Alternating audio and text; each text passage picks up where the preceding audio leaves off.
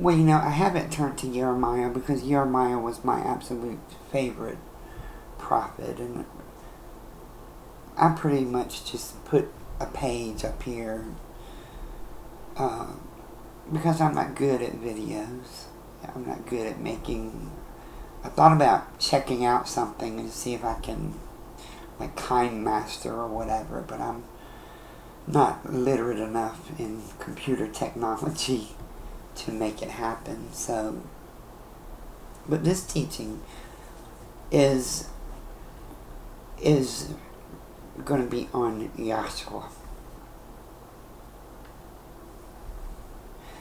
And maybe controversial, but I don't care. I'm okay with controversial topics, as you know. But anyway, in the scriptures it was written that when you come to a prophet in the name of the prophet, you get the prophet's reward. But if you come to the prophet in the name of the Most High, you get the reward of the Most High. And if you pay attention to all of the prophets in days of old, those that like Eliyahu or Elisha,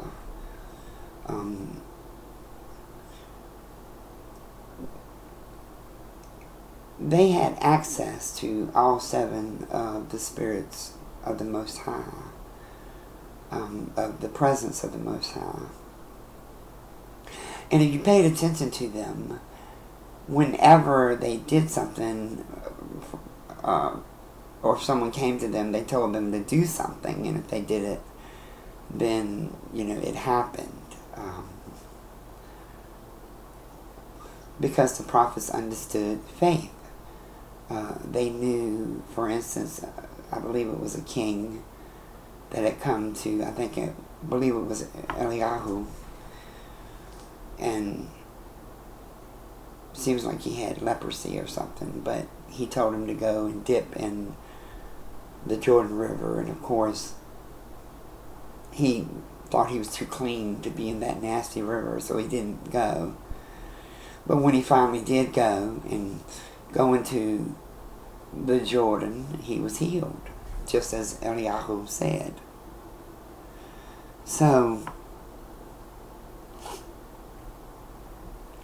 and when he went to bring the widow woman's son to life, well, he laid on top of him. In this day and time, if a grown man laid on top of a child, you would never hear the end of it. But, the prophets did things that were unusual. It took faith. And the prophets had that authority. So, when we come to Yahshua, we know that everyone perceived him as a prophet. This we know. Even the 12 disciples perceived him as a prophet. And we know this because of the woman who touched the hem of his garment.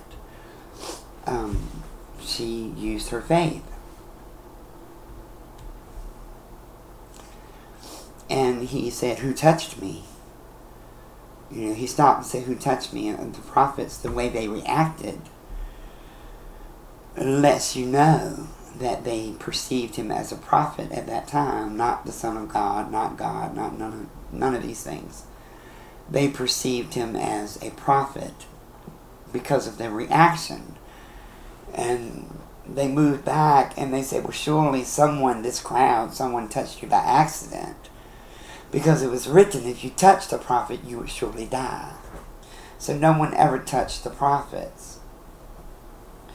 It's why a lot of times a king would call the seer rather than bring the prophet. Everyone was afraid of a prophet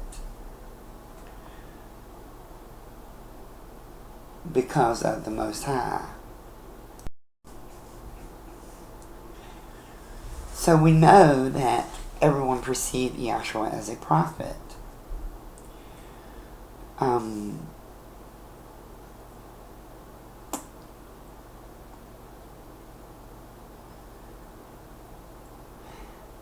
Because he was a prophet and he had access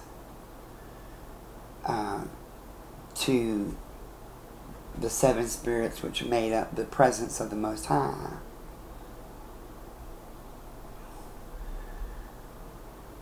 he too was able to do things through faith.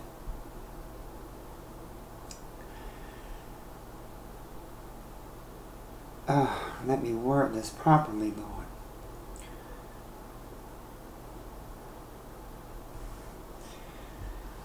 It's because he had the office of prophet that he was able to remove the presence, the seven spirits of the presence of the Most High from the temple. Now let me show you how he did it.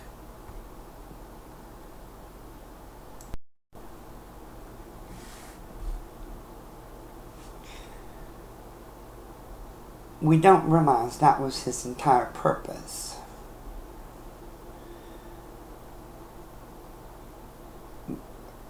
Or rather, his greatest purpose was to remove the seven spirits of the Most High, of the presence of the Most High, from the temple. And because he was a prophet, he understood how to make it come to pass. A part of the purpose of those disciples, they had to believe and release their faith. You know, he had access to the healing, and he had access to miracles, and he had access to raising the dead. Remember Lazarus.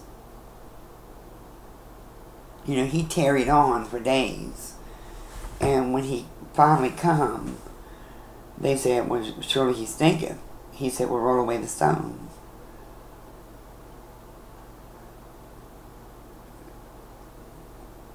And they said, well, surely he stinketh. He said, roll away the stone. Faith. Faith. They had to have the faith of rolling away the stone in order for Lazarus to be raised. They had to release their faith in that. And if you remember, many times when someone was healed, he would say, your faith made you whole. He said that because they came to him in the name of a prophet, as opposed to coming to him in the name of the Most High. So the disciples, he taught, as with Mary and the two Marys, you know, his mother already knew, who knew him because she raised him. But the other Mary was very important. He was teaching them faith, believing. He was showing them with different ones, you know. This one has such great faith. That one had, look how great their faith is. He was teaching them how to have faith so that when he died, all it took was for one of them to come looking for him on that third day. And the moment it was in the heart of Mary, of all, to come to check, you got to think about it. You know, it says, you know, they come with spices and stuff. What? He'd been dead 3 days. They weren't coming to put spices on him. They weren't coming with spices to dress his body. They were coming to see if he raised. And it was that faith that caused the 7 spirits in the temple to go and raise him up. The spirit of raising of the dead. And the other 6, they came together. I see this. It's a little complicated sometimes, but I see it clearly. I don't know if I'm good at teaching it, but he was a prophet, and he used his insights, and the wisdom of Solomon, to do what was necessary to make sure all 7, because the living Elohim said he was going to remove his spirit from the temple. And this is who he used to do it.